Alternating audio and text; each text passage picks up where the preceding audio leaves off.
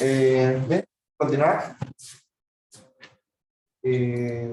Como estaba diciendo, tenemos que avanzar el tema de circuitos que estábamos viendo.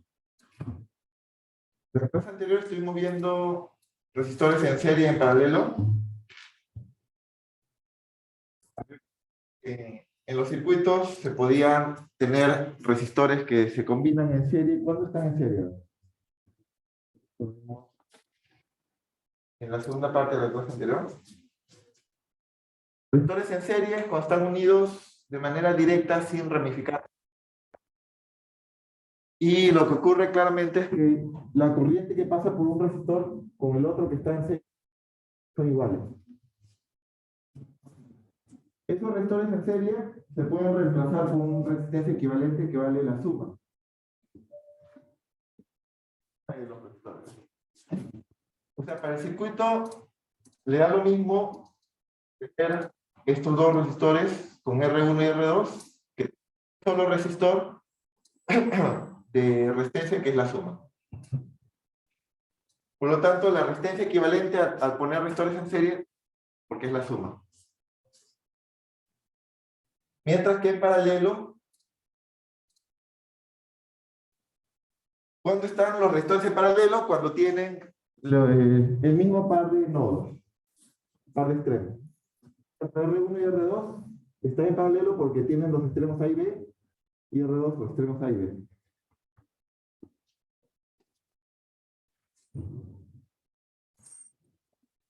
En ese caso, ya la corriente no es la misma porque ahí se nota que si la corriente de la fuente se subdivide en dos corrientes, lo que se va a cumplir es que la corriente total es la suma de las corrientes, pero lo que sí se cumple ahora más bien es que los voltajes son los mismos.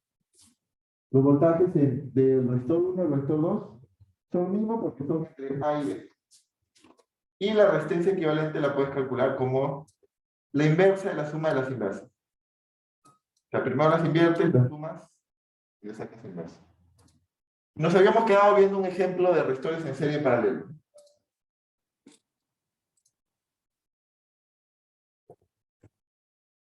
Ahora, luego de ver asociaciones de serie paralelo, es importante ver qué ocurre con el voltaje, con el potencial,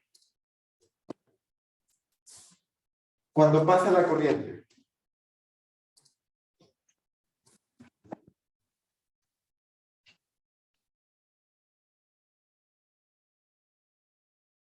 Vamos a hablar entonces de caídas y subidas de potencial.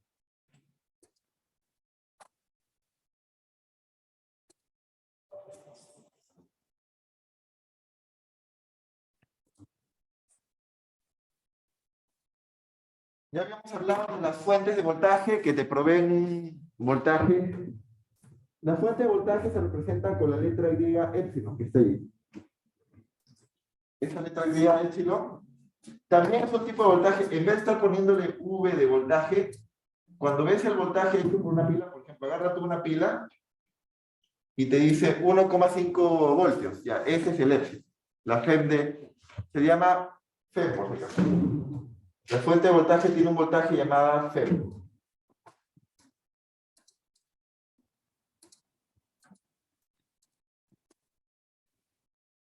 Este epsilon es la llamada FEM.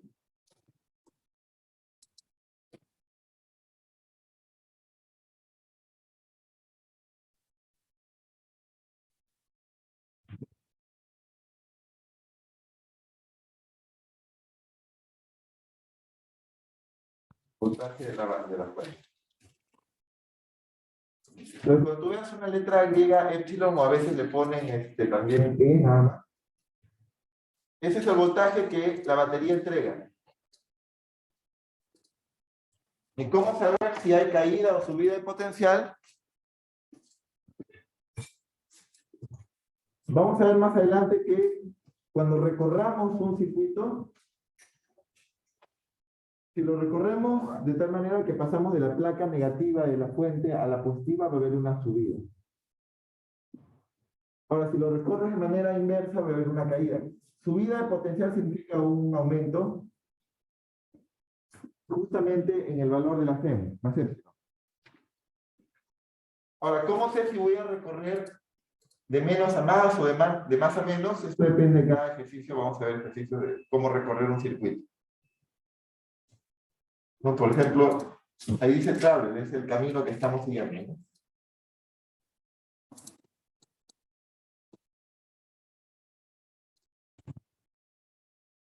Si recorre de más a menos, hay una caída de potencial.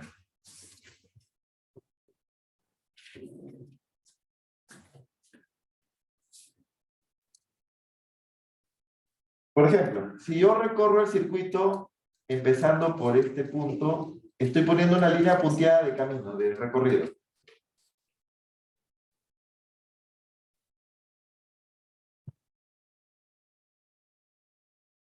Voy a empezar en el punto A.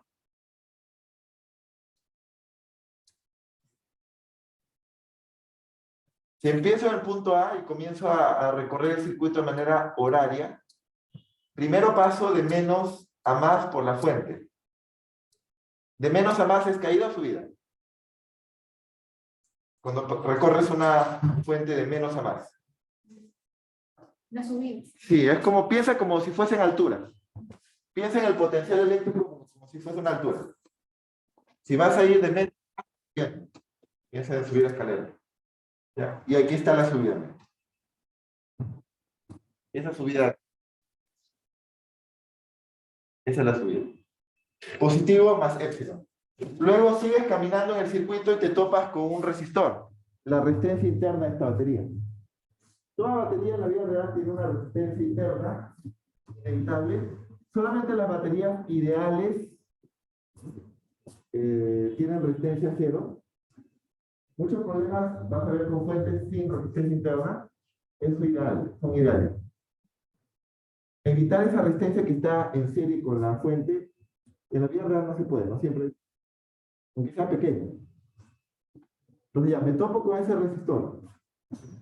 Ley de Ohm, con la corriente.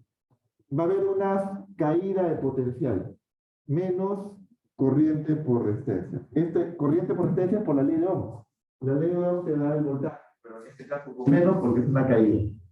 Los resistores, si los recorres en el sentido de la corriente, te dan caídas de potencial.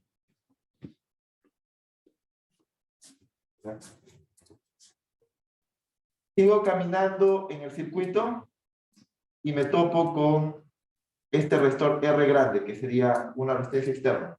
Ya está fuera de la batería. Otra vez me da una caída. Nota que la idea está siguiendo a la corriente, el sentido de la corriente. Te dan caídas. Y por R. Cuando regresas al mismo lugar, terminas en cero.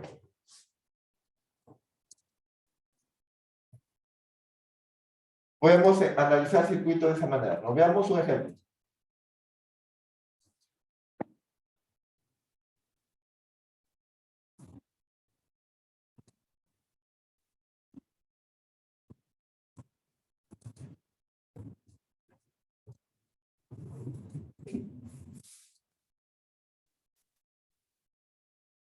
Vamos por ejemplo. Cuando el resistor R de la figura, el R mayúscula,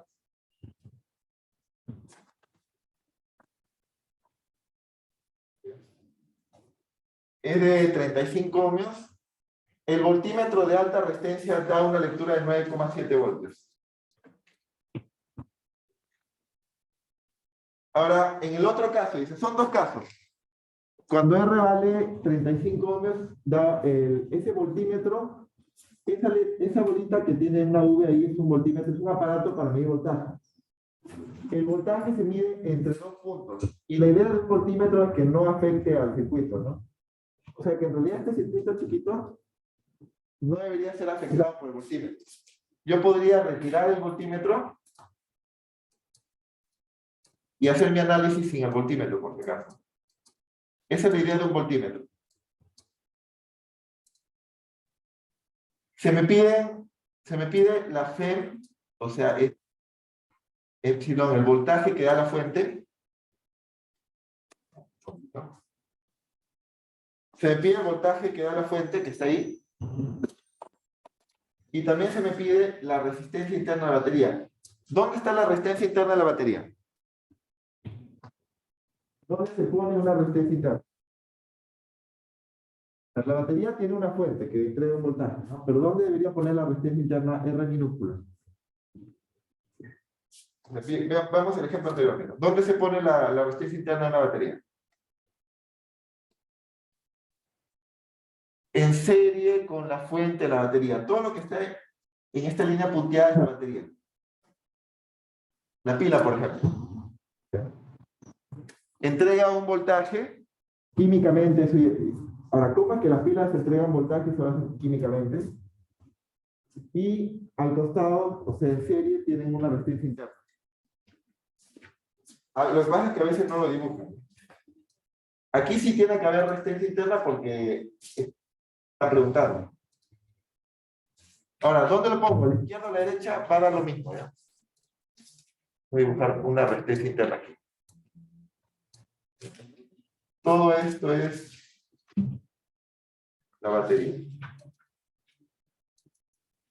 Todo esto que estoy punteando es la batería.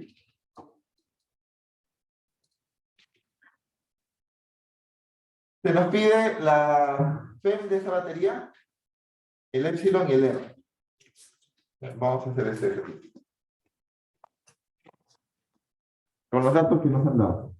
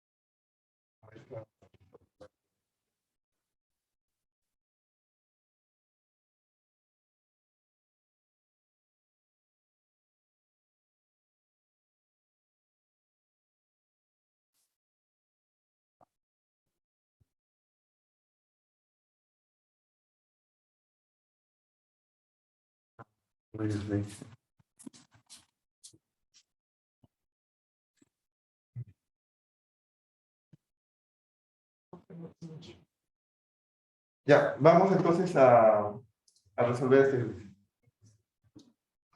Ejemplo 9. Tenemos el circuito, tiene una resistencia R, una fuente de voltaje así, epsilon, y aquí una resistencia chiquita.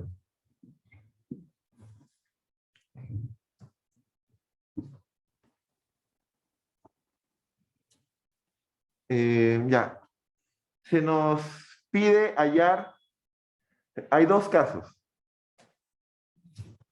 Primero, cuando R es igual a R1 y vale 35 ohmios. Entonces, se dice que el voltímetro Los voltímetros tienen una alta resistencia por lo general para evitar interferir con el resto del circuito. Por eso que no estoy dibujando al voltímetro acá, ¿no? El voltímetro aquí vendría como un resistor de bastante resistencia. ¿Qué pasa si una corriente ve infinita resistencia? ¿Tú crees que va a pasar por ahí? Imagínate que tú ves la corriente y ves infinita resistencia. No pasa nada de corriente, ¿no? Los voltímetros tienen alta resistencia para que no le pase nada de corriente. Por eso, y si no le pasa nada de corriente, lo puedo retirar. Nada más hay que recordar entre qué puntos se está leyendo el voltaje, ¿no? Voy a poner punto A, punto B, punto B, punto A. Este es el mismo nodo porque no hay nada de por medio. ¿Dónde hay otro nodo? ¿O esos son todos los nodos? ¿Habrá algún otro nodo? ¿En este circuito habrá algún otro nodo? ¿Qué dicen? ¿Algún otro nodo? ¿Habrá algún nodo C por ahí?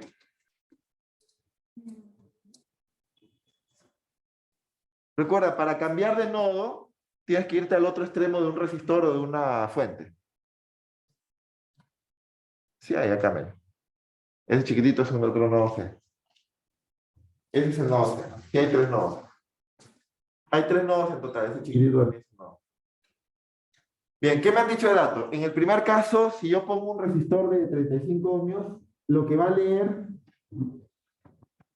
el voltímetro que estaba entre A y B es de 9,7 voltios. Ahora, no me han dicho en qué orden, lo voy a poner valor absoluto, ¿no? Esos son los datos. Ya. Esos son los datos que me han dado en el primer caso. Caso 1. Ya, vamos a dibujar entonces a la corriente y vamos a seguir esa corriente. Corriente I1 lo voy a llamar, porque estamos en el caso 1. Vamos a hacer caídas y subidas de potencial.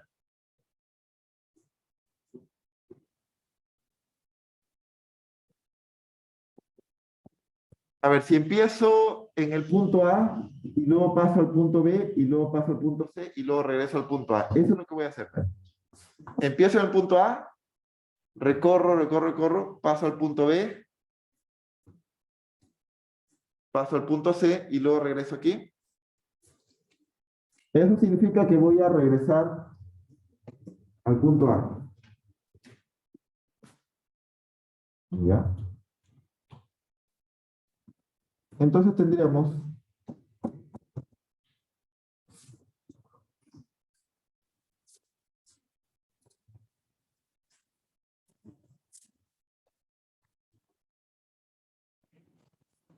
a ver, si empiezo en el punto A, primero me topo con un resistor con la corriente. ¿Qué me da una corriente mientras atraviesa el resistor? ¿Caída o subida?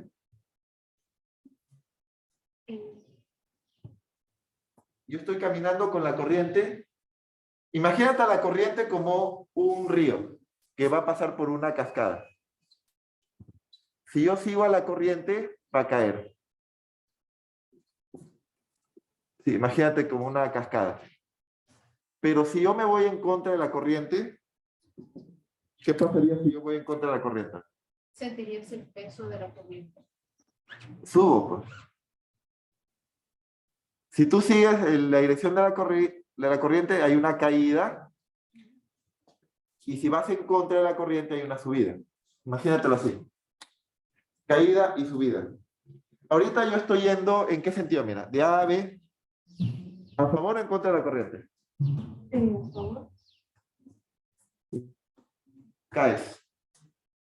Entonces, por lo tanto, va a haber una caída menos corriente por R. Y además le hemos puesto en este caso 1 que es resistencia 1. ¿Sí? Menos, y es la corriente 1 del caso 1. Como estoy siguiendo de A hacia B a la corriente, seguir a la corriente por un resistor te da una caída de potencial, por eso le pongo menos. Y ya llegué a B. Ya llegué a B, aquí sigue siendo B, no hay nada que hacer. De B a C, ¿qué está pasando? De B, que tiene placa negativa de la batería, de la fuente, a una placa positiva, ¿qué está pasando? ¿Caída o subida? Subida. ¿Está? Llegué a C, me falta regresar a A. Estoy siguiendo la corriente y paso por un resistor. ¿Me da caída o subida?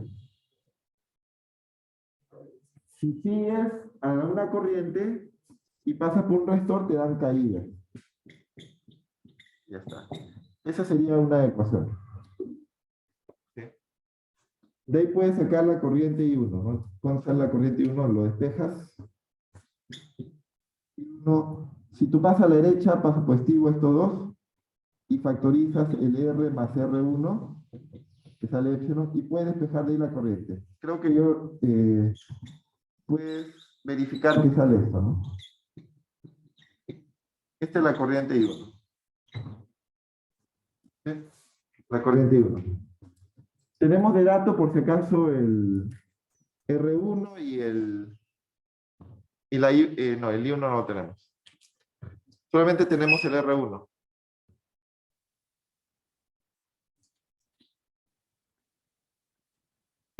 Tenemos que aprovechar también el otro dato. ¿El otro dato cuál es? El del voltaje entre A y B, que es lo que mide el voltímetro.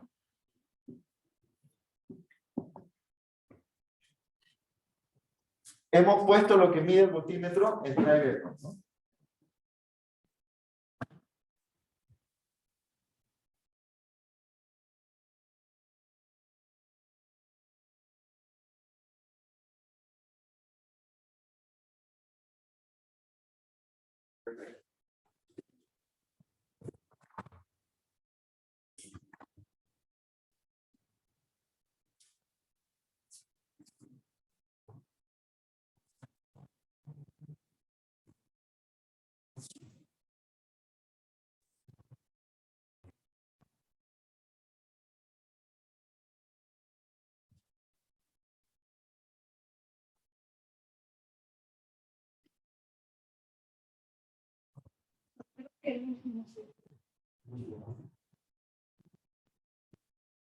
Vamos a capturar la pantalla.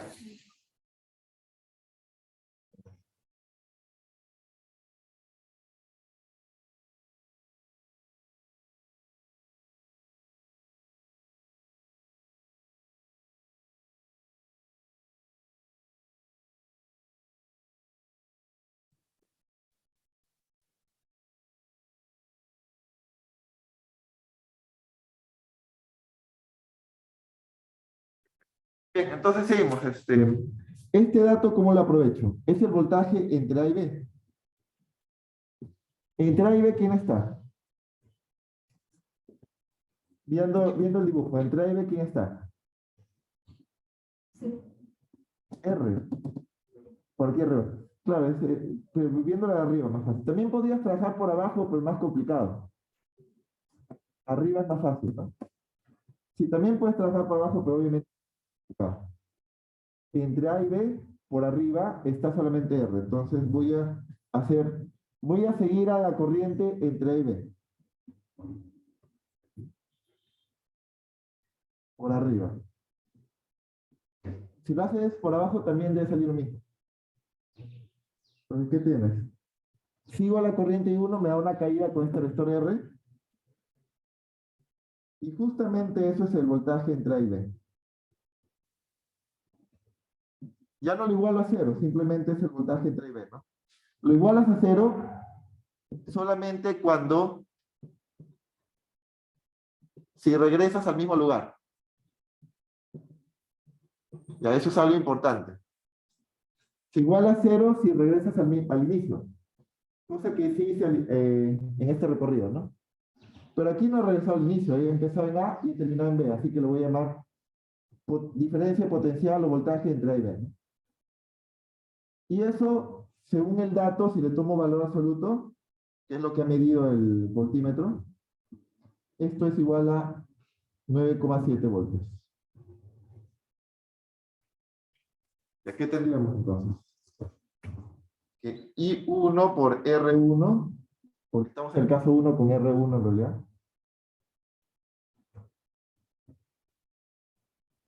Esto es igual a 9,7 voltios. Y la corriente I1 lo reemplazo aquí, pues.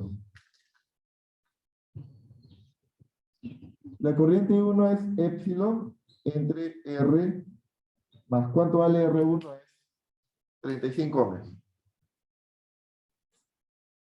Lo multiplicas por R1 que vale 35 ohms.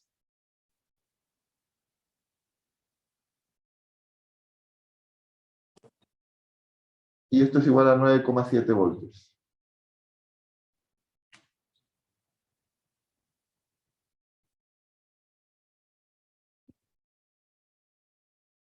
9,7 voltios. Esta es una ecuación que tiene dos incógnitas, justamente lo que me piden, ¿no? Se me pide hallar, se pide epsilon y R, ¿no? Eso son las dos incógnitas. Justamente aquí están las dos incógnitas. Pero eso es una sola ecuación, no me va a servir solo una ecuación, aquí tengo dos incógnitas. ¿Qué más debo hacer según el problema? ¿Qué otros datos tengo en el problema? Yo utilicé estos datos. 35 y 9,7. Y eso era cuando tenías este caso aquí. Yo utilicé esos datos. ¿Qué otros datos me da el problema? Aparte de esos de ahí. También me han dado una situación, caso 1. Pero también me han dado otro caso, mira. Cuando R ahora más bien vale, se sustituye por un resistor de 14 ohmios, la lectura del voltímetro ahora va a ser 8,1 voltios, ya no va a ser 9,7. Entonces lo que tendríamos que hacer es repetir el procedimiento, pero con otros valores, porque ese es otro caso. Caso 2 sería cuando tienes R, vale R2, que es 14 ohmios. En ese caso, el voltaje entre A y B, lo que mide el voltímetro es solamente 8,1 voltios. Y repetimos el procedimiento, caídas y subidas. Pero lo hacemos en el siguiente, bueno, el mismo camino, ¿eh? A, B, C y volver. Tú puedes empezar y terminar en donde quieras. De preferencia, puedes dar una vuelta entera para que puedas igualarlo a cero. Caídas y subidas de potencial. A ver, otra vez hago la misma idea. Desde A hacia B hay una caída de menos. Ahora va a ser la corriente 2. Menos, porque este es otro caso, ya no es la misma corriente. Estamos cambiando el circuito, no va a tener la misma corriente. Y 2 por R2, que ahora lo he reemplazado por R2 al resistor. Llego a B, de menos a más, ¿qué me da? La fuente, a ver. Subida. La fuente es la misma, eso no se ha cambiado. La resistencia interna tampoco se ha cambiado. Cuando llego a C, sigo la corriente, me da una caída. Por resistencia interna, la misma resistencia interna que no ha cambiado. Lo que ha cambiado es el R2 según el problema. Y con eso ya volví a estar en A, y eso significa igualar a 0.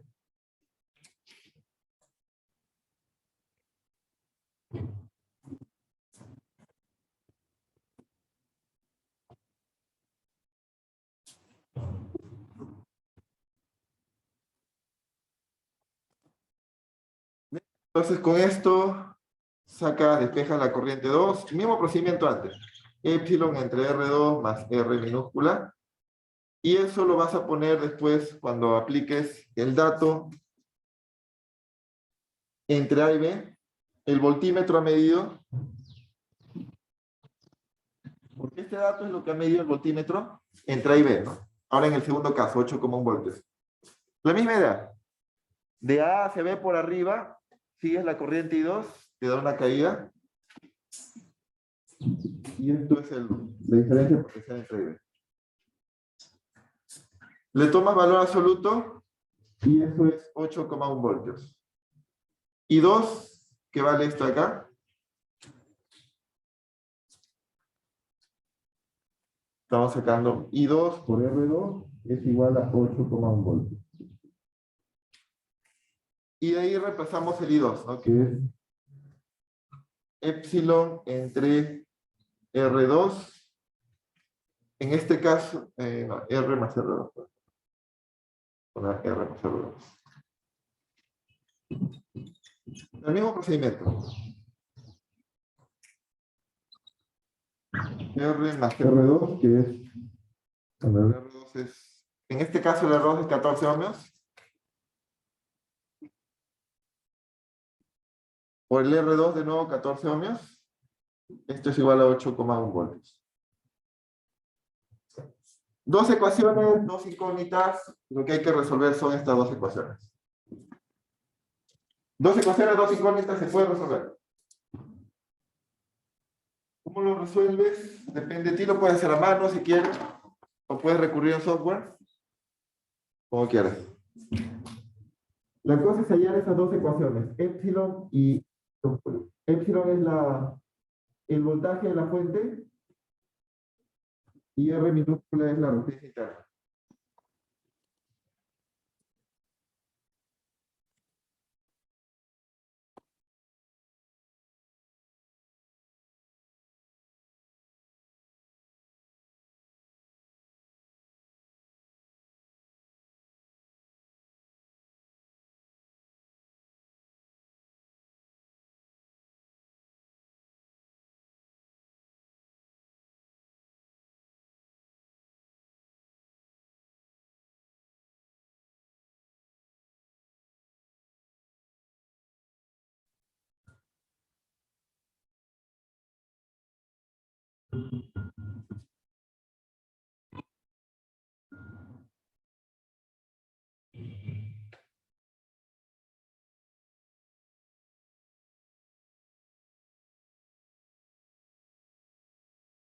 Bien, entonces, ¿cómo resolvemos eso? ¿Podemos hacer a mano o, a ver, qué sería a mano?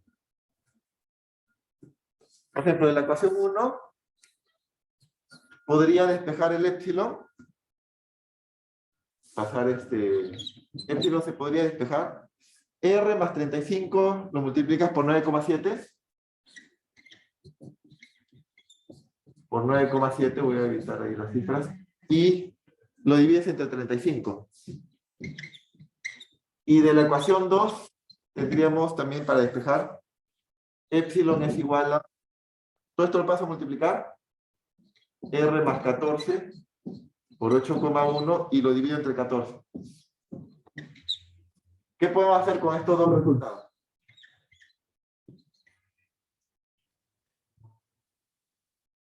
¿Qué haríamos con esos dos resultados? Se igualan, ¿no? Tendríamos R más 35. O sea, de la ecuación 1 he despejado el epsilon, ¿no? Todo lo de abajo lo paso a multiplicar, divido el 35 y ya está. De la ecuación 2 igualito, todo lo de abajo lo paso a multiplicar y divido. Y puedo igualar los dos, porque los dos son el mismo epsilon.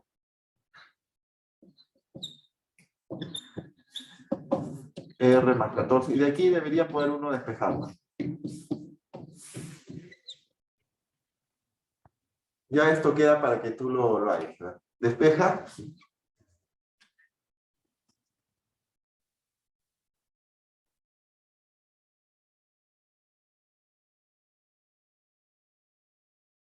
R más 35. A ver, despeja ya el teléfono. ¿Cuánto sale? A ver, ese R minúscula que es la resistencia interna.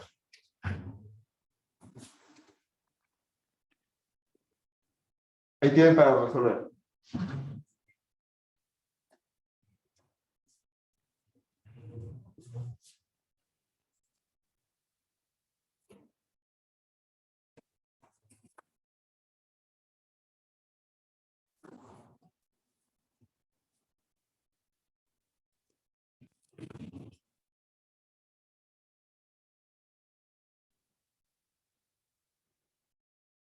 ¿Cuánto vale el R?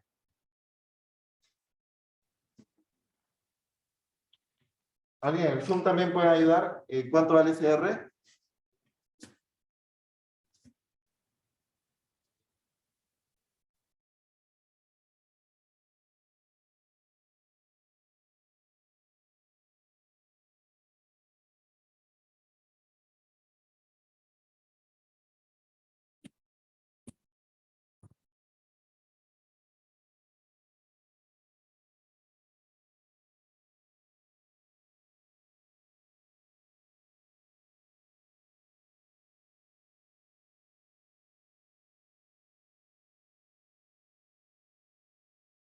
5,3 está saliendo. 5,3. Ya te lo dejo a ti para que lo cheques. Y con eso se reemplaza en 1. Tienes epsilon entre 5,3 más 35 por 35 igual a 9,7 y de ahí sale el epsilon. Como es un voltaje, se mide la fuente, la gen se mide en voltios. Está saliendo 11,2. Ya. ¿Cómo logras despejar ese R? Ya te lo dejo a ti para que cheques esto después, comenzar a despejar. Mandas a un lado y luego pasas al otro lado, factorizas, resuelves. Ya son las respuestas. Eso es lo que pedían.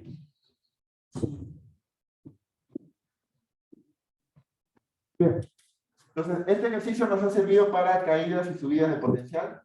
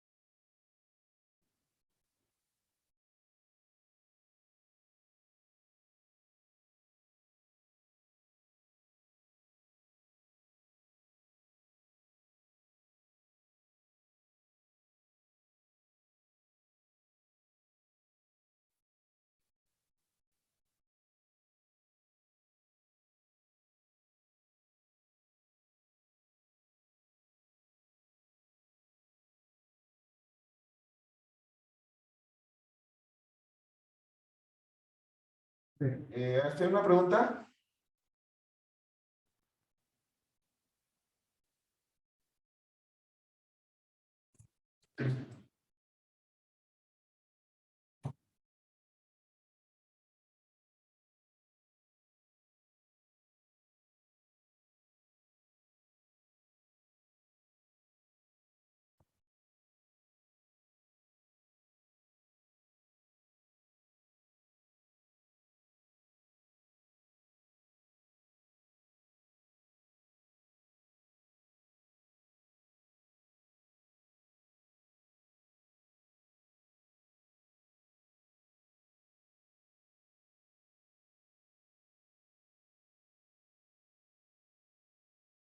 Bien, veamos entonces un tema más sobre circuitos. Ya hemos aprendido a hacer caídas y subidas de potencial. Lo que quiero que te acuerdes para resolver problemas es cuando tú recorres un camino en un circuito, si empiezas y terminas en el mismo lugar, debes, toda la suma de caídas y subidas de potencial da 0 al final. Cosa que no he aplicado cuando he ido desde A hacia B, ¿no? Si voy desde A hacia B, lo que obtienes es la diferencia de potencial. Desde el punto inicial hasta el punto final. Cuando yo hice la caída, la única caída de potencial desde A hacia B es debido al resistor de arriba. Y eso es por ley de Ohm. Ahí sí no lo he igualado a 0, porque no he regresado al mismo lugar. Bien, esto quiero que te acuerdes bastante. Con eso vas a resolver un montón de problemas de circuitos.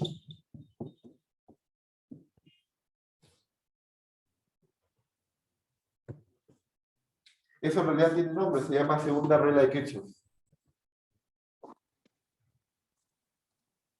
Bien, lo otro es, no te olvides que si sigues el camino de la corriente y pasas por un resistor a la corriente, esa corriente te da caída de potencial.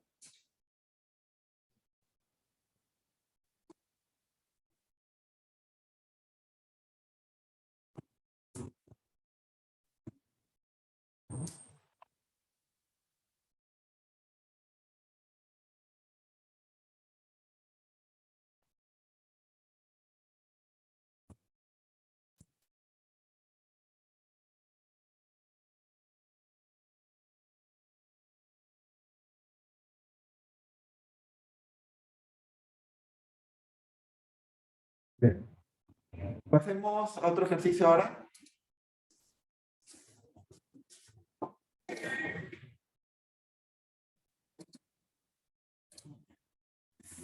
Bien, ya pasamos a otro ejercicio, que es en el Zoom. Ya está, vamos a pasar listo. Mientras paso listo.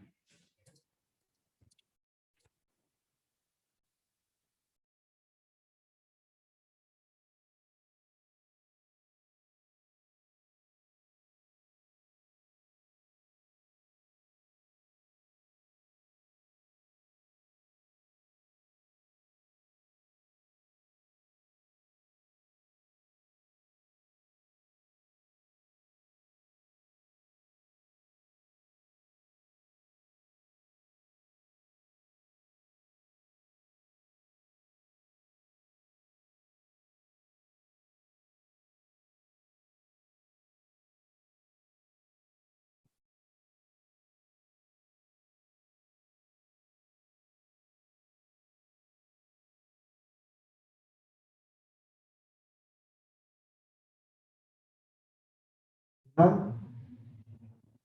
Pulca.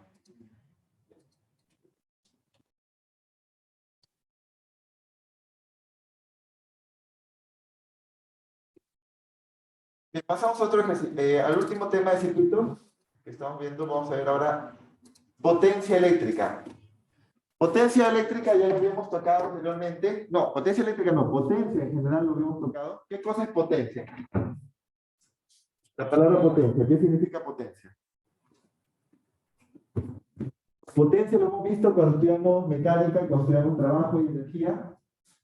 La potencia es una cantidad escalar que mide cuánta energía se está transfiriendo, ya sea por consumo o por suministro. ¿Cuánta energía se transfiere por unidad de tiempo? Es energía entre tiempo la potencia. En el caso de circuitos, va a haber una potencia eléctrica que se transfiere entre los componentes del circuito. Por ejemplo, una fuente, una pila, va a proveer energía al resto del circuito y, por ejemplo, a los resistores. Y esos resistores reciben esa energía y la consumen, la disipan. La rapidez con la que se consume o se provee energía, eso es potencia. Rapidez porque está dividiendo entre tiempo. ¿Cómo se calcula la potencia? Corriente por voltaje. Puedes ponerlo como fórmula.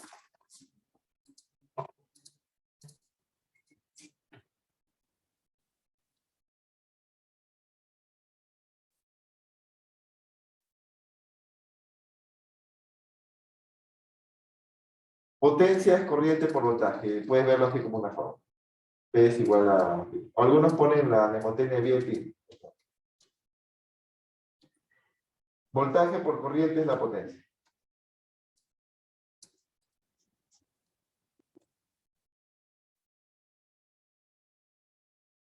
La potencia es corriente por voltaje.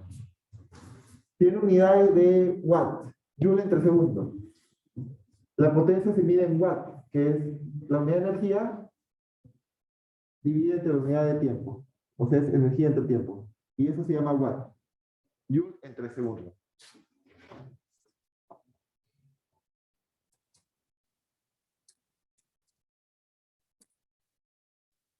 ¿Ven? Entonces, la potencia entregada por una fuente, como es corriente por voltaje, es simplemente I por E. La potencia salida, la que entrega la fuente, ¿no? Aquí está, I por E. Corriente por el voltaje de la fuente. Esta fuente provee una potencia corriente por voltaje, la cual se tiene que repartir entre los elementos del circuito, entre esta resistencia interna, esta resistencia externa. En cada uno de esos resistores también puedes calcular la potencia consumida por esos resistores como corriente por voltaje. La cosa es que corriente por voltaje para un resistor también lo puedes poner como corriente al cuadrado por resistencia. ¿De dónde sale corriente al cuadrado por resistencia? Usando la ley de Ohm. Tú pones I por voltaje, que es la potencia para un resistor. Aprovecha la ley de Ohm porque el voltaje también es El voltaje también lo puedes escribir para un resistor como... A ver, ¿qué cosa es el voltaje según la ley de Ohm? Corriente por resistencia. Y por I es I al cuadrado por resistencia. Entonces, para un resistor, la potencia también lo puedes escribir como corriente al cuadrado por resistencia. Y también lo mismo, puedes ponerlo como voltaje al cuadrado de resistencia. Ya va a depender de qué datos tengas. Ese voltaje sería entre los extremos de un resistor. O sea, no vas a poner el voltaje de la fuente.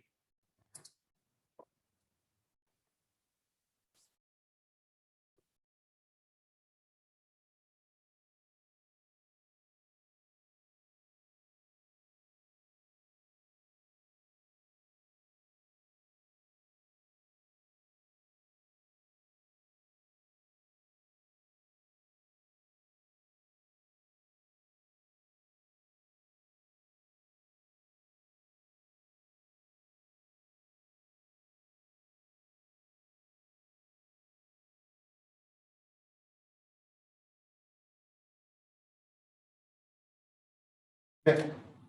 Veamos un ejemplo. Ejemplo 10. Recordemos en la potencia consumida por un resistor es corriente al cuadrado por resistencia.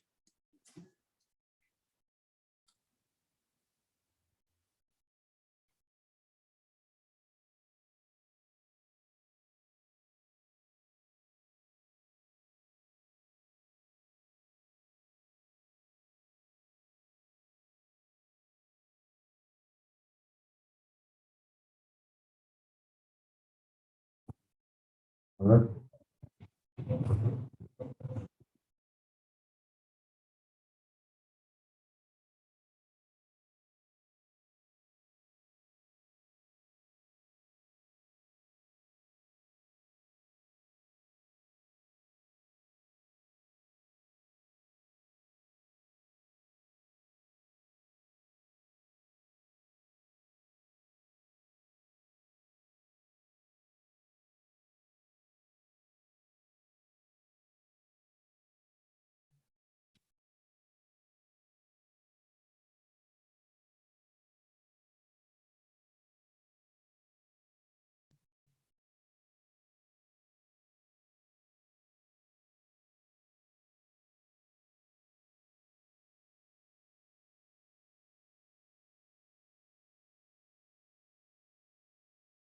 Vamos a hacer un ejemplo 10.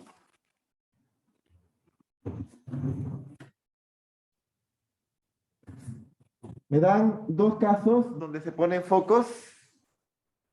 Los focos son idénticos, cada uno con resistencia R. En el primer caso solo hay un foco, en el segundo caso hay dos focos en serie. En ambos casos se pone la misma fuente, epsilon. ¿Cómo es el brillo del foco A? Cuando se pone el otro foco. Bueno, al inicio estaban dos focos, ¿no? Foco A y foco B.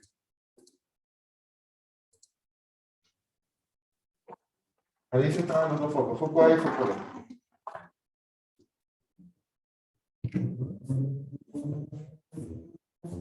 Lo que nos está diciendo de dato el ejemplo 10 es que el brillo tiene que ver con potencia consumida. Y la potencia del bombillo tiene que ver con la corriente al cuadrado por la resistencia del bombillo. Recuerda que potencia en general es voltaje por corriente, pero también puedes verlo como I al cuadrado por R para resistores. Los bombillos son como resistores. Entonces, la potencia de un bombillo sería la corriente que le pasa al cuadrado por el resistencia de el bombillo en particular. Los focos A y B, o bueno, focos o bombillos, son idénticos, porque tienen la misma resistencia. Luego, al inicio estaban los dos focos y luego se retira uno de ellos quedando el foco A solito. A ver, antes estábamos así, con una fuente epsilon y los dos focos. R y R. RA que barre R, como son idénticos, tienen la misma resistencia. Esos son los focos. Y después se quita uno de ellos, queda así. Epsilon RDA que vale R. Ya. La pregunta es, comparado con el caso anterior, ¿qué pasa con la potencia en ese foco A? ¿Qué necesito para calcular la potencia del foco A en el primer caso?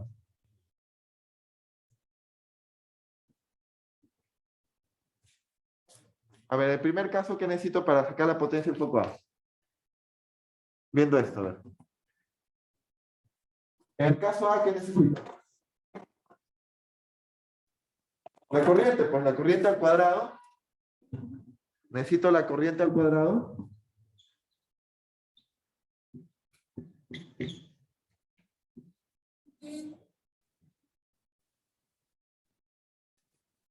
Vamos a poner la corriente 1, a ver acá, que es el caso 1, ¿ya? ¿Cómo puedo sacar esa corriente 1? ¿Cómo hicimos en el caso anterior para sacar corriente? A ver.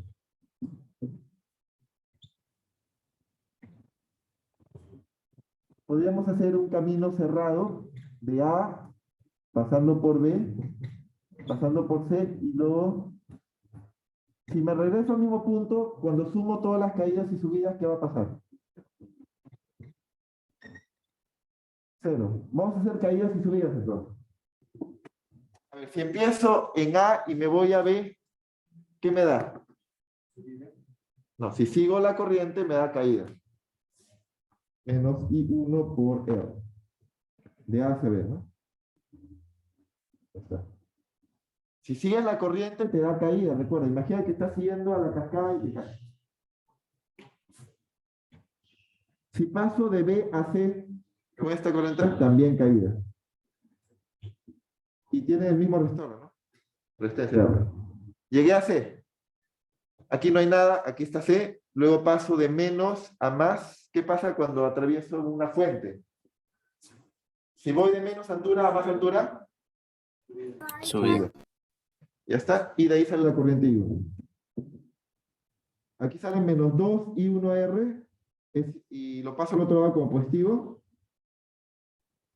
Entonces, puedes verificar que esta corriente te sale epsilon entre 2R.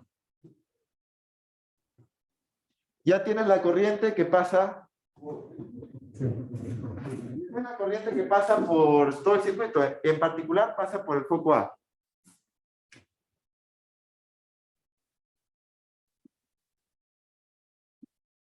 Tienen la misma corriente porque están en serie, ¿no? Tienen la misma corriente porque están en serie.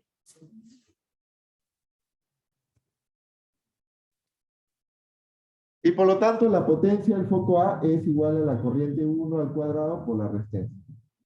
Y esto es epsilon entre 2R al cuadrado por resistencia, que es epsilon al cuadrado entre 4R. Esa es la potencia que disipa el foco A. Corriente al cuadrado, que ya lo teníamos hallado, por R, te sale epsilon al cuadrado entre 4R. Ahora vamos a hacer lo mismo, pero en el caso B. El caso B es mucho más fácil.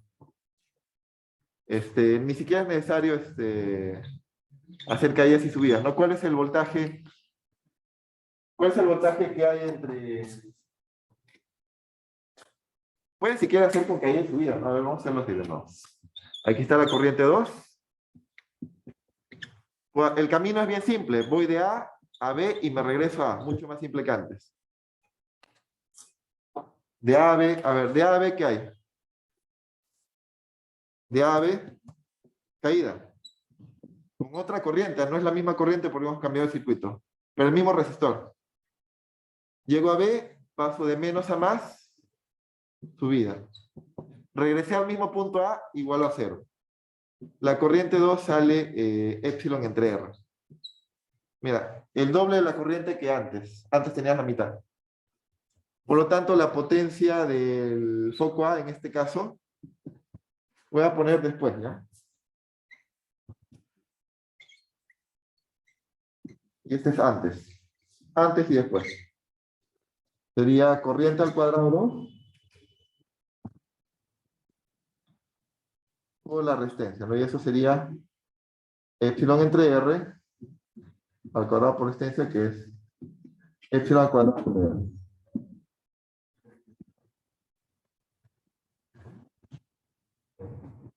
Tienes entonces las dos potencias.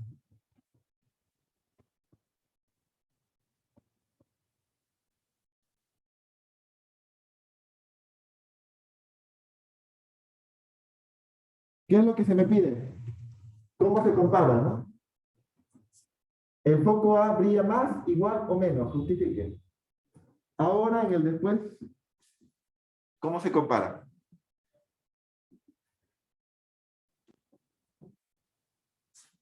¿El brillo es mayor, menor o igual que antes? A ver, compara epsilon al cuadrado entre R, compáralo con epsilon al cuadrado entre 4R. ¿Qué es mayor? Es mayor, sí. Potencia de antes, ¿no? Entonces, después brilla más. El brillo tiene que ver con la potencia. Este A después es solamente A al cuadrado entre R y este aquí antes era E al cuadrado entre 4R. Es más, puedes decir que ahora brilla el cuádruple que antes. Ahora brilla el cuádruple que antes. Sí. Pues ahí. Se nota que esta potencia es mayor que la E. Y así es el profesor de A, ¿no? Sí, solamente estoy fijándome en el foco A. Lo que pasa es que antes estaban los dos focos, ahora le quito y llevo acá. Al quitarle ese foco, el foco A ahora brilla más, ¿no? Lo cual tiene sentido, ¿no? Porque toda la energía que antes se repartía en dos, ahora se va solamente al foco A.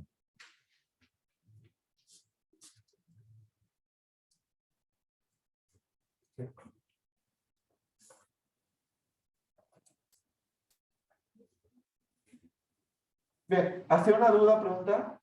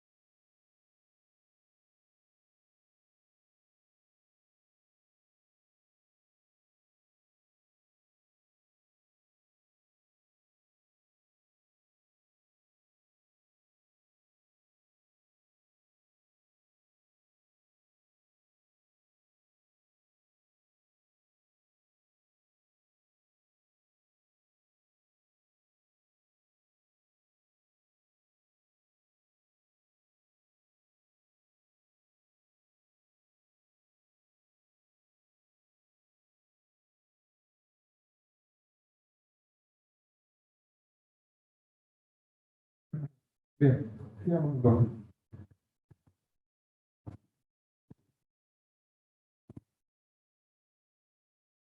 Bien, entonces, ahora pasemos a una sesión de repaso de los temas de la semana.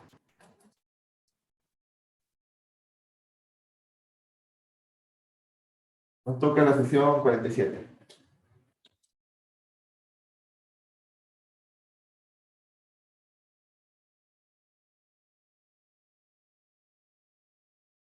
Vamos a hacer un repaso de los temas de la semana.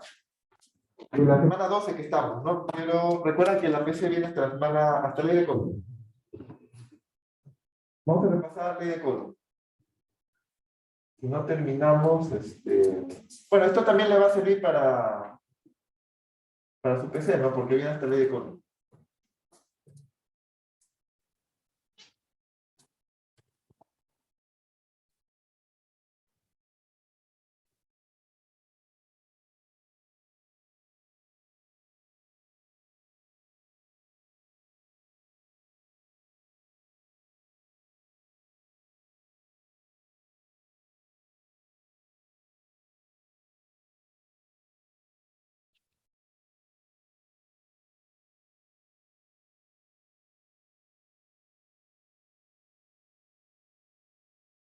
Repasemos algo de ley de código, entonces. Ejemplo 11. Y también estamos repasando aquí ley de Hooke, que tiene que ver con resortes. Primera ley de Newton también.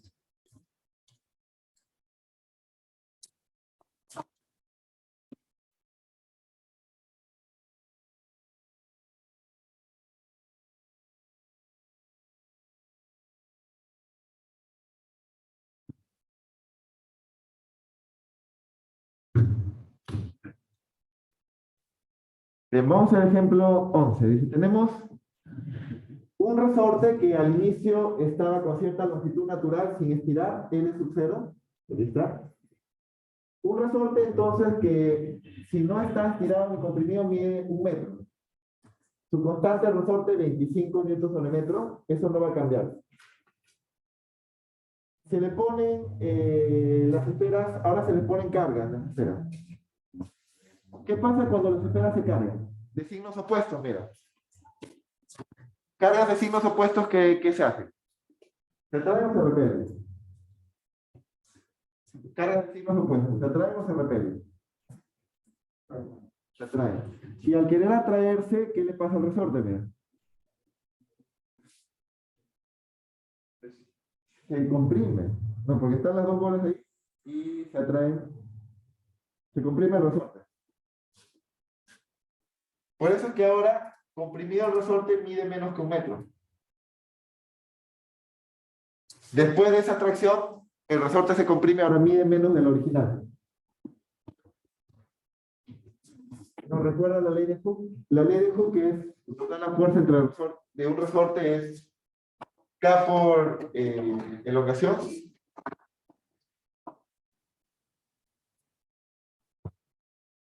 Determina la carga Q si el resorte se recubre con un metal. Ya. Determina la carga Q primero. Eso es lo que se nos pide. Y sabes que se va a estirar así. Vamos a ver la primera parte.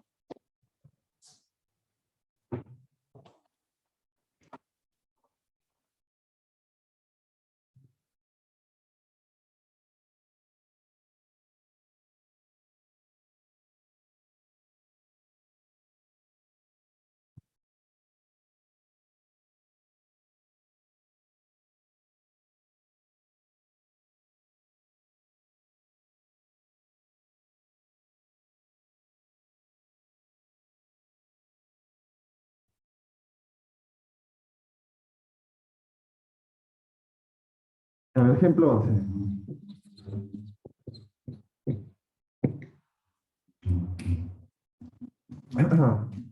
El ejemplo 11 de dos esferas metálicas. Antes, las esferas estaban así, con una separación de 1 metro. Y luego que están cargados ya están menos separados, pues, ¿no? Y el resorte está comprimido. ¿Sí? Antes y después. Ese después ocurre cuando le pones carga cargas de signos opuestos para que se atraigan, pues.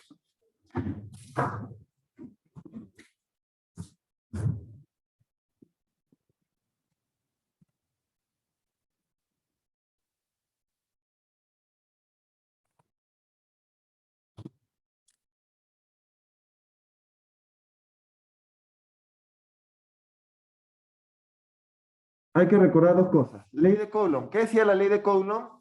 Tienen que recordar eso si viene en la PC. Fuerza entre dos cargas, a ver, Q1 y Q2, ¿cuánto vale en magnitud? Voy a poner F12. ¿Cuánto vale en magnitud la fuerza entre dos cargas puntuales? Constante Coulomb. Valor absoluto de una de las cargas. ¿Qué más? La otra, sí. Entre distancia al cuadrado, donde R12 sería la distancia entre 1 y 2. No es 12, es entre 1 y 2. Por ejemplo, esta es la carga 2, esta es la carga 1, esta es la distancia R12.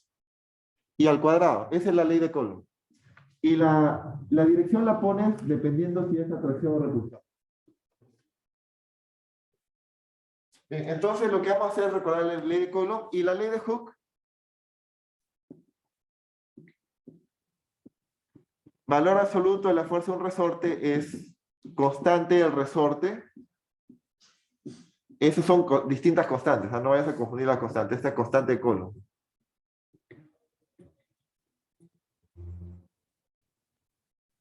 Por la elongación.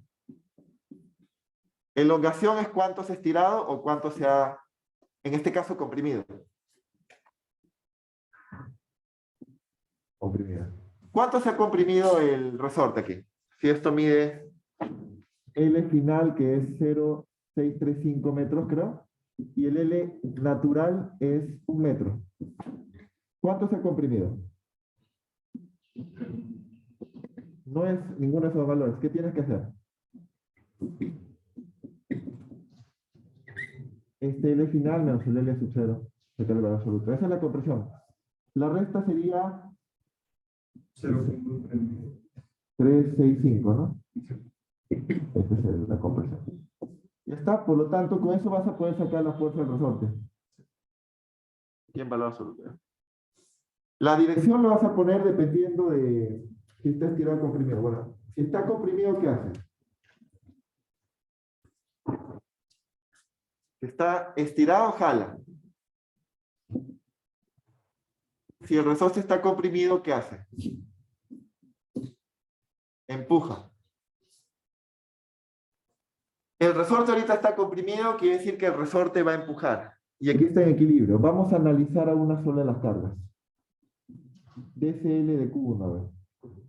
¿Qué fuerzas actúan sobre Q1 en el eje X? A ver, ¿qué fuerza actúa sobre Q1 en el eje X?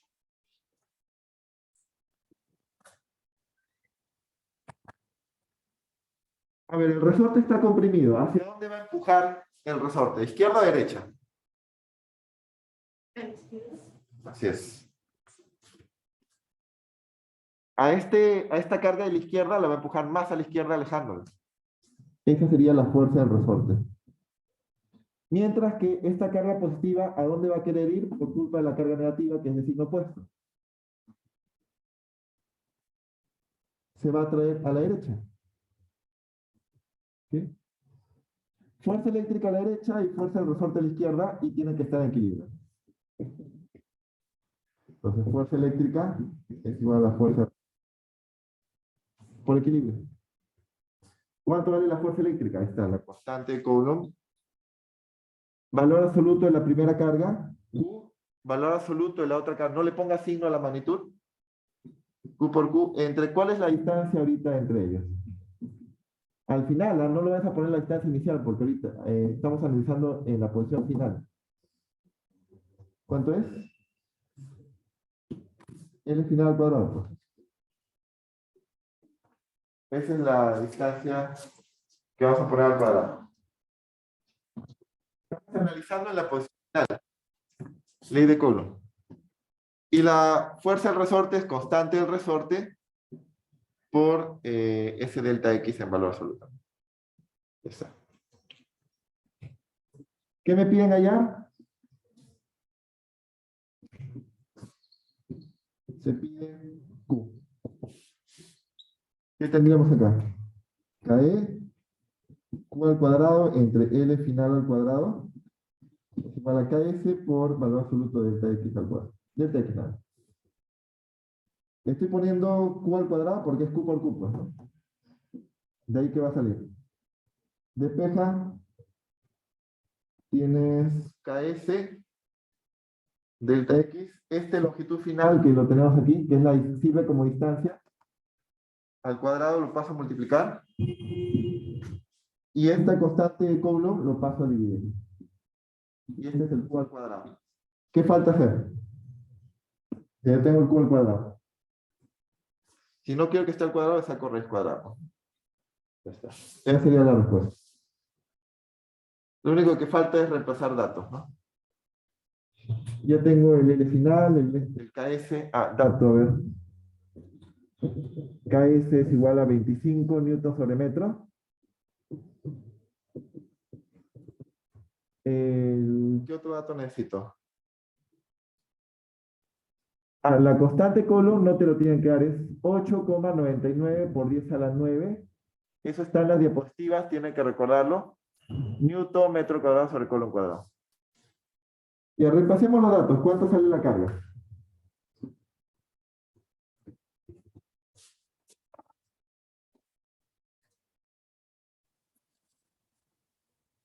¿Cuánto sale esa carga?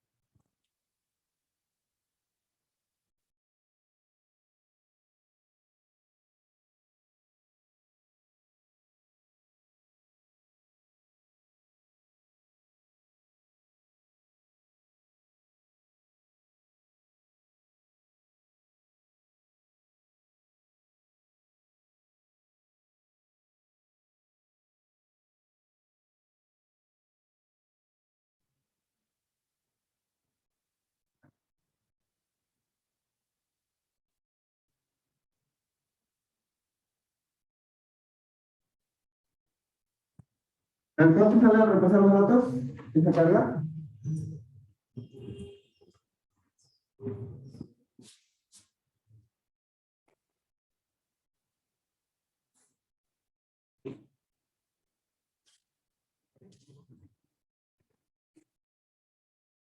No se olviden, ley de Coulomb, hasta ahí viene la PC3, recuerden, ¿no? Estamos aquí repasando ley de Coulomb. Pero sí había repaso al final.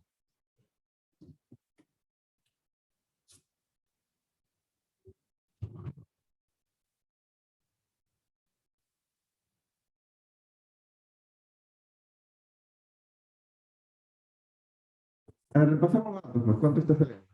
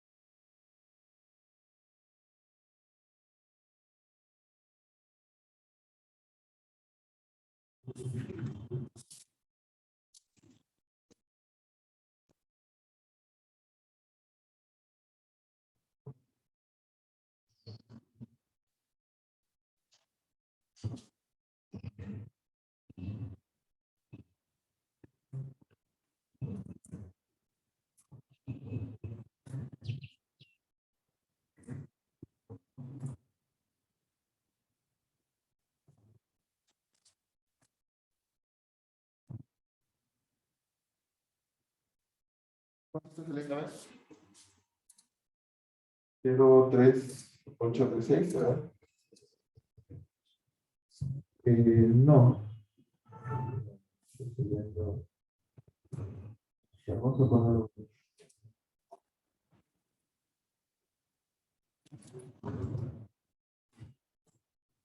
25 por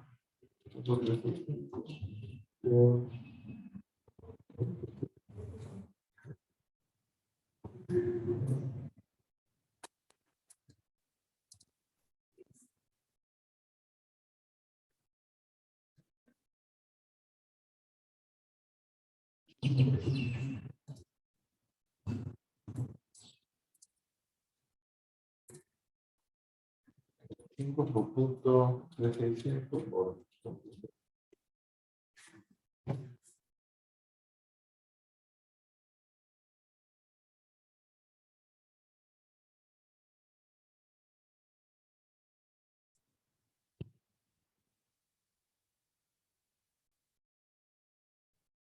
2,02 por 10 a la menos 5.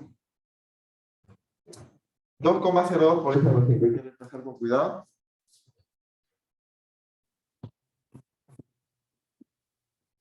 La unidad de la carga, coulomb. Pues. En coulombs está esto. Ya tenemos entonces la carga. Bien. ¿Has tenido una duda, pregunta?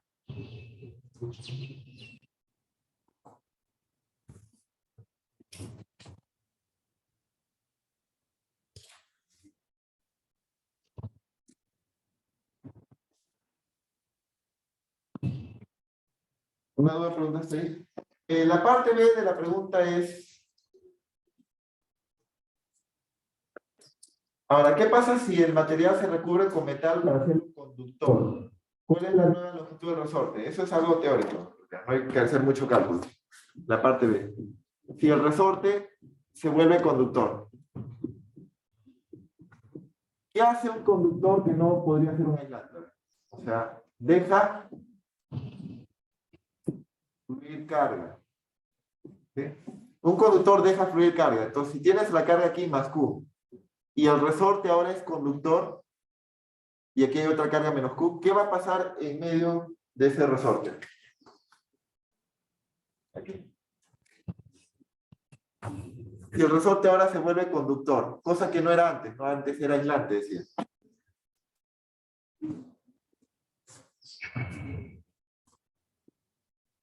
¿Qué va a pasar con estas dos cargas, más Q y menos Q? Esta carga positiva, esta carga negativa, se van a juntar, y al juntarse, se cancelan. Entonces, ¿qué va a quedar con las cargas en la bolita? 0 y 0. Y si ya no van a tener carga, ¿se van a traer o no se van a traer? Ya no se van a traer. Y volvemos al caso original del resorte. ¿Con cuánto va a medir el resorte si ya no hay atracción?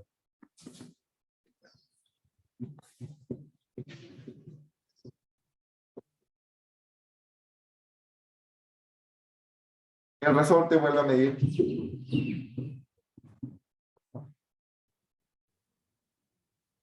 Él es 0,1 metro. Y esa es la respuesta.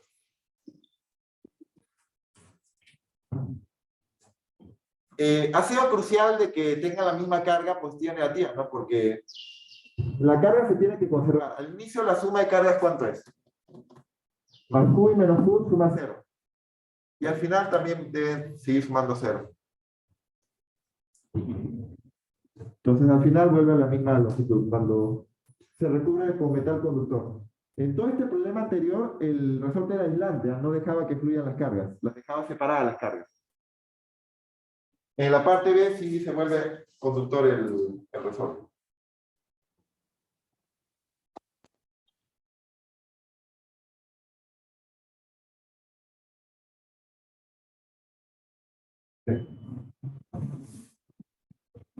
Bien, continuamos entonces un ejercicio más de repaso.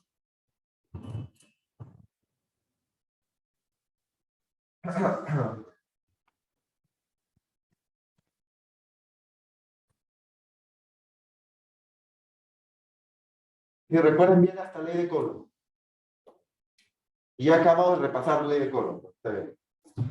A ver, un ejercicio. Vamos a hablar ahora de campo eléctrico y potencial eléctrico. Tenemos que repasar esos temas también.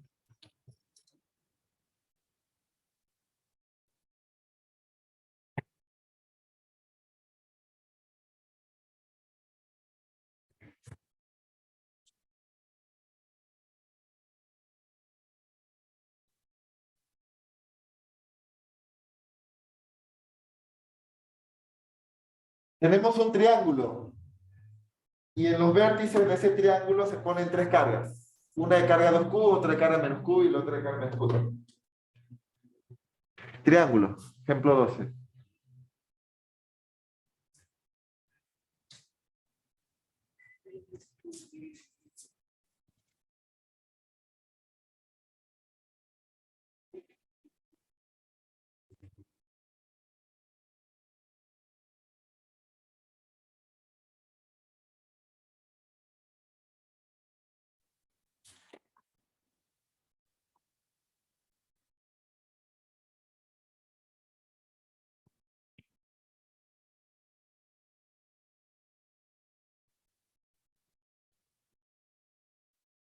Entonces, la carga 1, vamos a tener el triángulo acá.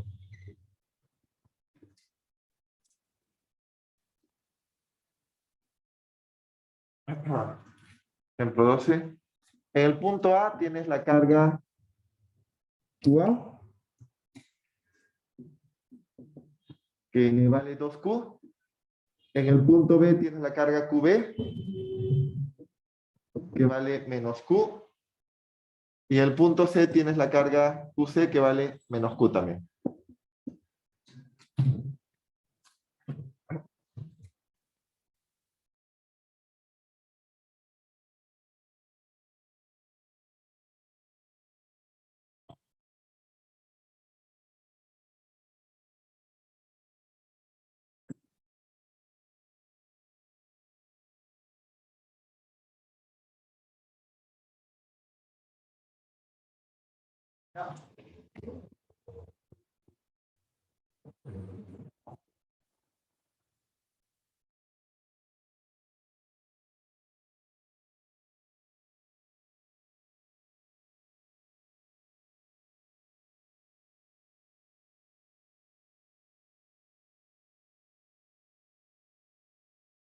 Pues se piden dos cosas.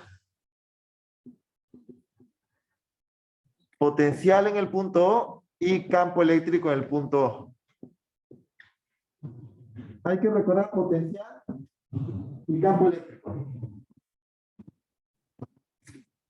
El potencial es debido a cargas puntuales, una carga puntual, en R.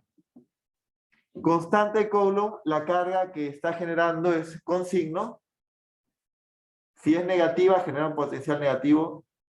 Con todo y signo, ya no le pones valor absoluto, con todo y signo se le pone el potencial. Puede haber potenciales negativos. Entre la distancia, esta es la distancia, y la distancia no es negativa nunca, ¿no? Nunca es negativo, nunca es negativo. Siempre es positivo, ¿ya? Distancia es positivo. Entre la carga Q y el punto. Esta es la fórmula del potencial. Si tienes más de una carga, vas a tener que sumar los potenciales con todo y signo. ¿Y el campo eléctrico cómo se calcula? El campo eléctrico es vectorial. Eso es constante Coulomb, la carga que genera con valor absoluto entre distancia al cuadrado. Su magnitud es esta. Ahora, si lo quiero poner, este es escalar. Pero este es un vectorial. En cambio, el campo eléctrico es vectorial. O sea que tienes que poner dirección. Lo bueno del potencial eléctrico V es que no es un vector, no tiene dirección, solamente tiene signo. Pero el campo eléctrico sí tiene signo, tienes que poner una dirección. Comencemos con el campo eléctrico. ¿Cuál es el campo eléctrico en el punto? En el punto, ¿cuántos campos eléctricos vas a dibujar? En el punto.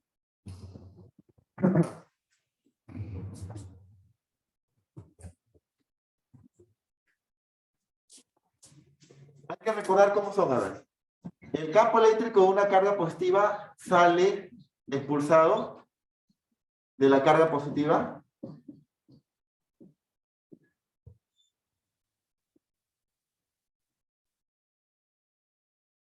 El campo eléctrico de una carga negativa entra.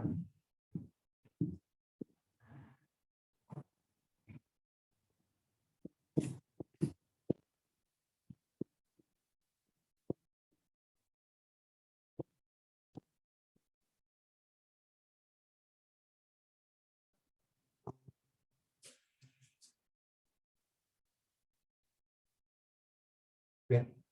Por ejemplo, en el punto O, ¿cómo sería el campo eléctrico debido a la carga QA? Esta es una carga positiva. En el punto O, ¿en qué dirección iría el campo eléctrico? A ver. Trata de imaginarte que de aquí le dibujan flechas, pero salen porque es una carga positiva. Cuando llega al punto O, va para arriba o para abajo. Para abajo, sí. Es como que le bota campo y llega al punto O para abajo. La carga A le bota campo al punto y lo lleva para abajo. Esta sería entonces la dirección del campo eléctrico ahí. Debido a la carga QA.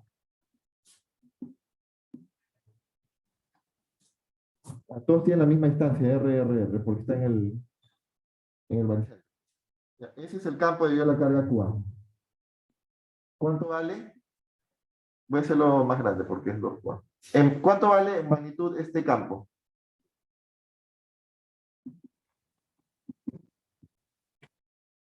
Constante Coulomb. Valor absoluto de esta carga que es 2Q entre R al cuadrado, ¿no? Por lo que es lo mismo 2KE Q entre R al cuadrado. Ahora, el campo eléctrico debido a la carga QB, ¿en qué dirección iría? A ver, siguiendo la línea punteada. ¿Hacia arriba o hacia abajo? Inclinado. Ten en cuenta que es una carga negativa. ¿En qué dirección le pones?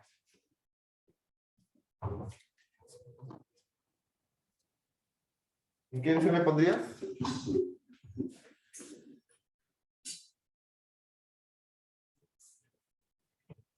Las cargas negativas absorben campo, entonces tiene que el campo eléctrico apuntar esa carga negativa debido a la carga B. ¿Y cuánto vale?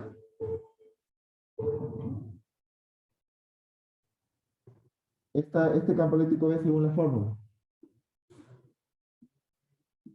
Constante Coulomb, valor absoluto de esta carga que es Q entre R al cuadrado. ¿Sí? Más chiquito que el otro campo eléctrico. Y por último, debido a la carga C, que también es negativa, ¿en qué dirección iría? Iría también apuntando hacia la carga C, pues porque es negativa, absorbe campo. KE Q entre R al cuadrado. Tienes los 3 campos eléctricos en el punto O. Pregunta de aquí, no nos piden hallar el campo eléctrico, pero solamente nos piden decir, ¿va a salir 0 o no va a salir 0? ¿Qué opinan? ¿Esos tres vectores podrán vectorialmente salir cero? Porque tienes que calcular la suma de estos tres, ¿no? Vectorialmente.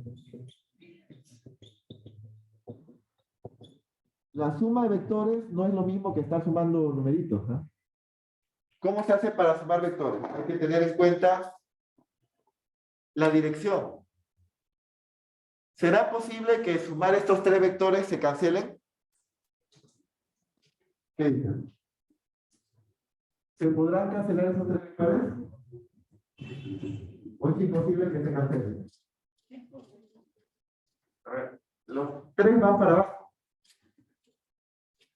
Si fuese posible que se cancelen, ¿quién va para arriba para que lo cancele? Nadie, ¿no? Entonces es imposible que se cancelen. Es imposible que estos tres sumen cero. Para que sumen cero tiene que haber alguien que lo cancele. Entonces, como los tres van para abajo, alguien tiene que ir para arriba, si se cancelaría. Nadie va para arriba. No sale cero. Imposible que salga cero. ¿Cuánto saldrá? Va a depender del ángulo. Pues ya aquí pone un ángulo alfa, alfa y descompone, pero va a ser que igual no sale cero, ¿no? Todo sale hacia abajo. No sale cero. Entonces, el campo eléctrico en el punto O no es cero. Ya vamos viendo las opciones. Una de estas tiene que ser. Es imposible que salga cero porque no se cancela, pues. Ahora calculemos el potencial en el punto O. Esto es más fácil. El potencial en el punto O es más fácil porque no es vector. No hay que preocuparnos de dibujar ninguna flecha. No es vector.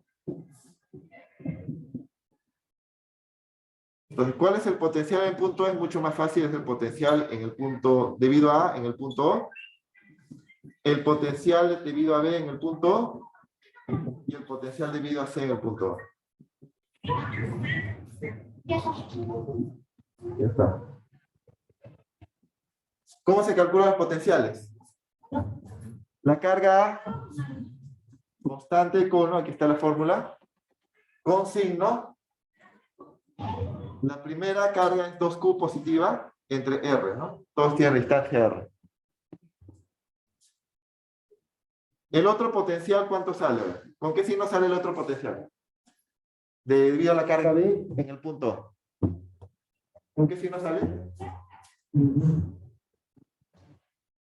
Negativo, pues, porque tienes carga menos Q.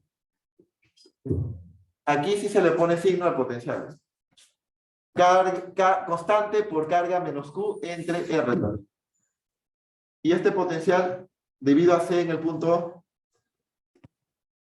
también tiene la misma distancia R, pero la misma carga menos Q. Constante colon por menos Q entre R. ¿Cuánto sale entonces el potencial del punto O cuando superpongo los tres? ¿Cuánto sale esa suma? Es mucho más fácil porque no son vectores, ¿no? Estos son números con signo nada más. ¿Sí? Cero. Potencial en el punto O es cero, ¿no? Ahí está la respuesta. Gracias. Bueno, esta es la respuesta.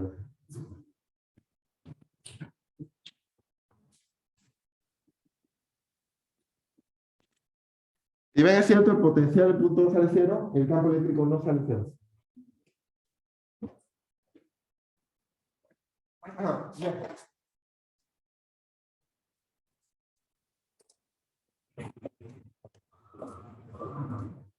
Hay dos ejemplos más que están quedando. Eso yo creo que tranquilamente lo repasamos la próxima semana porque igual no entra a la PC.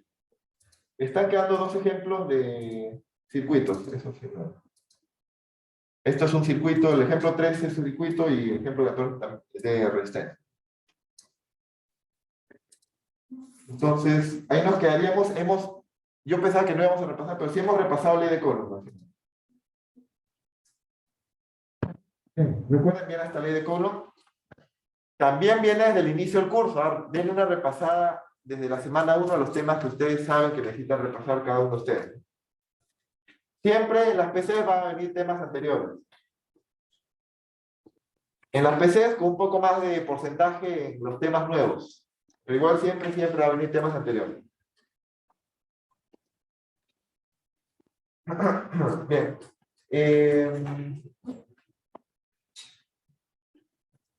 Listo. Nos vemos entonces la próxima semana. No se olviden de ir avanzando sus laboratorios, ¿no? A fin de mes creo que se cierra o al inicio de julio, creo.